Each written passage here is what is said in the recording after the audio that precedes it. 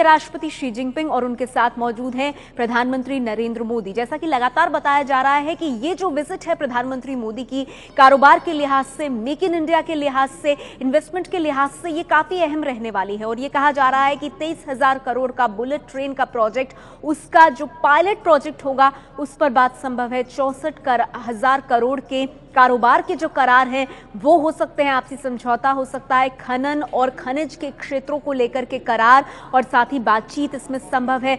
ये तस्वीरें देखिए, आप तब की देख रहे हैं जब प्रधानमंत्री नरेंद्र मोदी पहुंचे मिलने के लिए चीन के राष्ट्रपति शी जिनपिंग से, और गर्मजोशी से दोनों नेताओं ने हाथ मिलाया।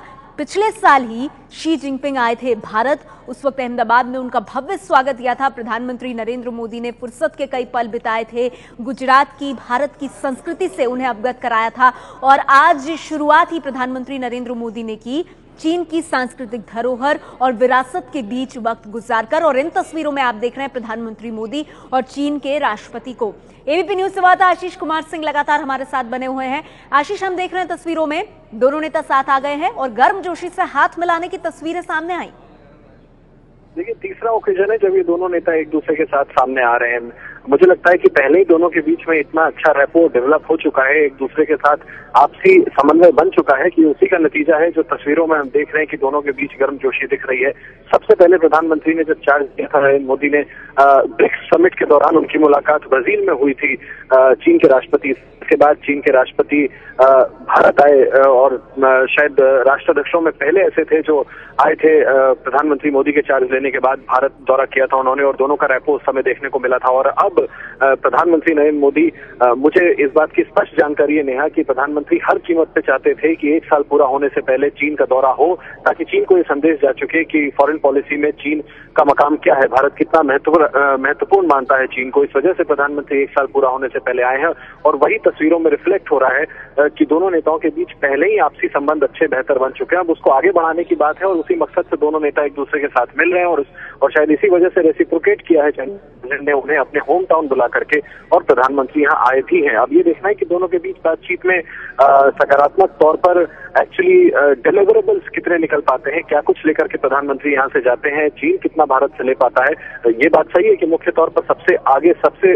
ऊपर एजेंडे पे आर्थिक मसले ही रहने वाले हैं और प्रधानमंत्री भी चाहते हैं कि डोमेस्टिक डेवलपमेंट के एजेंडा जो उनका, जो भारत में डेवलपमेंट के एजेंडा के साथ प्रधानमंत्री मोदी आगे बढ़ रहे हैं, उसको सपोर्ट इस तरह से उनकी इंटरनेशनल पॉलिसी के साथ मिले। और इसी वजह से चीन के साथ बहुत बड़े बड़े आर्थिक समझौते होने की पूरी उम्मीद है।